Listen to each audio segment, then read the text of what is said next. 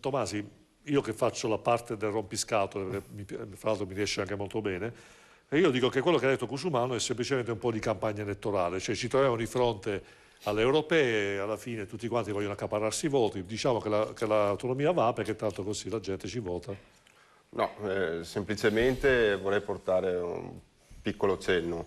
Il reddito di cittadinanza sta al 5 Stelle come l'autonomia sta per la Lega. Come ben si Quindi sa... è roba vostra, diciamo, non del 5 No, Stelle. comunque anche il governatore Luca Zaia ha detto del referendum è dei veneti. Ovviamente la Lega è sempre stata per la battaglia per le autonomie, infatti il nostro è un movimento per le autonomie. Di certo con il 5 Stelle è nata questa amicizia, è nato un contratto e stiamo lavorando assieme non solo per i partiti, ma per gli stessi cittadini che ci hanno dato il mandato del governo, insomma. Quindi non mi stupisce di questa esclamazione che ha fatto, anzi ne sono felice comunque perché non ci sono attriti e quello che porteremo saranno le competenze al Veneto e i veneti avranno la loro autonomia.